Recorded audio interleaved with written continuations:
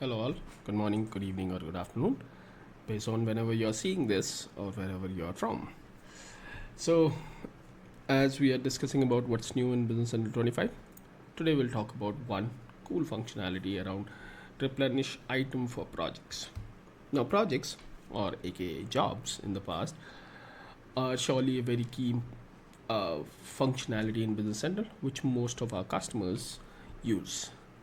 And there are so many features that are already part of the project or jobs which Microsoft have baked in the last release, and they continue doing that.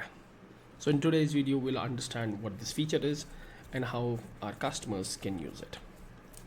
So as I do always, if you haven't subscribed to the channel, please do subscribe to the channel. There are at least 80% of people who are watching these videos but haven't subscribed to the channel. So humble request, if you can, please do it. Okay, let's get into it.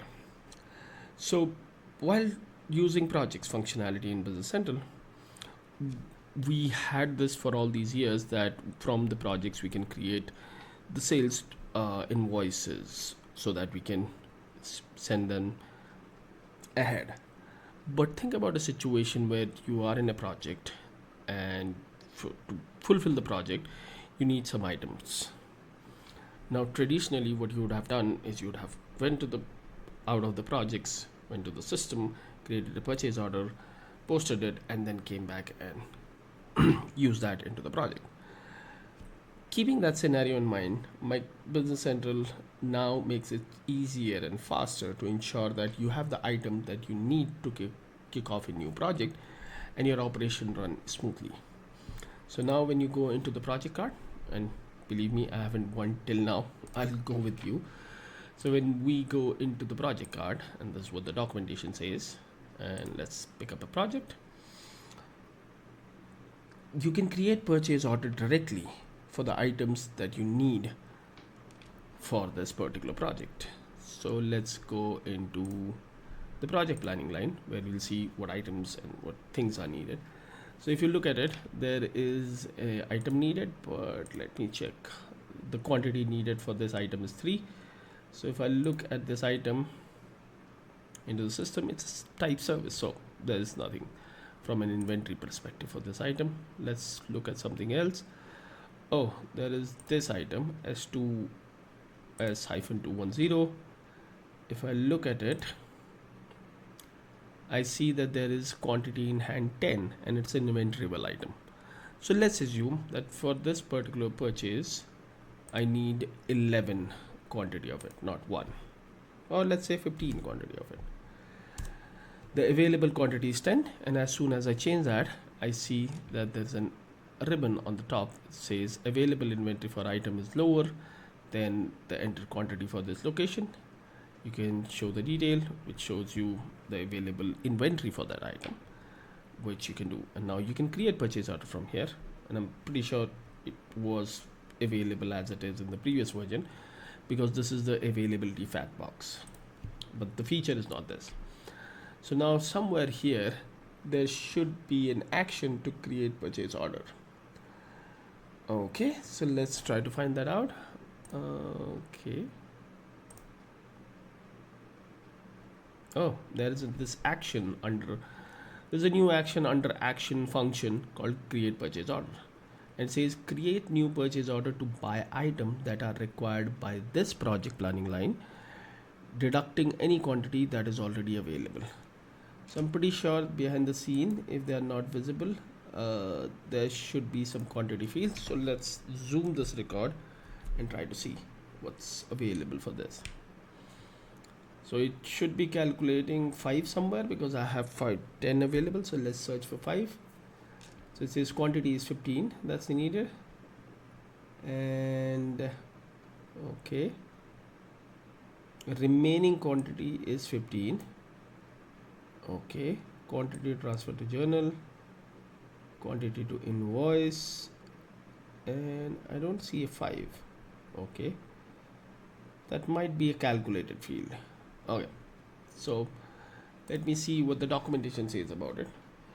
It says once you get into it and you click on that button, the window should open and tell you what's not available. Okay, so let's hit that action function, create purchase order. When I do that, oh, it opens up a new window saying create purchase order, and it identifies my item and it says quantity to purchase is 5, which is the difference of available quantity minus the projected quantity minus the available quantity. And then there's an action to say see show unavailable. So if I click on it, okay, it doesn't say much. Okay, so it just shows you items or unavailable items, or show all the items that are needed. Now in this case, I'll need to choose a vendor, and I can just go here and say, okay, I would like to order it from this particular vendor. And it's not limited that you need to use the same quantity as suggested here. You can increase the quantity if needed, and change it. So it's not a problem there, right? Now, the quantity to purchase field by default contains the unavailable quantity that is needed to fulfill this particular job or project. But the purchase quantity can be a different quantity, and you can edit the value, as I was saying. The documentation also says that you can also turn on the reserve button so that the reserve quantity is assigned to this particular project. So let's search for that. Okay, this is availability. Okay, I don't see a reserve field associated with it here. Okay, but let's see. Let's create OK, which then, using requisition worksheet, hopefully creates a purchase order. And then here I can surely okay, now as I kind of, and let me see how this is connected to the project, because is there a reference that it is connected to a project? Because that'd be interesting, right? And I don't remember the project number, which is weird. I should have remembered it, but let's see that. So this order is 106016. Okay, and the project is J0010. So I'm thinking that is there a way that it is linked? Purchase order. Okay, J10. I should have copied that. Sorry. Okay, so purchase order. Okay, this lists down all the purchase order, and I can pick the, I guess this is what it was. Again, I don't remember, but let's have a look. No, this is not. It is for quantity 18, if I remember it correctly. So I should be seeing an order, and let me see, is that the order, the previous order? It was 106016, I guess. Okay, let's search for that. Oh, here it is, the last one. Okay, now what I'm trying to do is I'm trying to see, is it somehow related to my project? Because that would kind of explain a lot of things, but it doesn't seem here. Let's see at the line level, because I can add more lines. It's just a purchase order. At this moment, it is not associated with any project or word. Sorry. Okay, so there is no reference of this that it is associated with that particular project, but then the feature gives me functionality to add the requested quantity that I need, so that it kind of gets into it. Now what happens with that? You don't have to leave the screen of your job to create a purchase order or post a transaction. The process will then create a purchase order, as we did. If you have different lines, multiple lines, you can have different vendors for it, and then you can change the quantity, as we talked about. Once you do that, you can continue how you process your purchase documents, and then it's easier for you to not to leave your project screen and go to a separate screen to process the purchase requirement that are needed for this project. So this is what comes up with this feature into the project section with Business Central 25.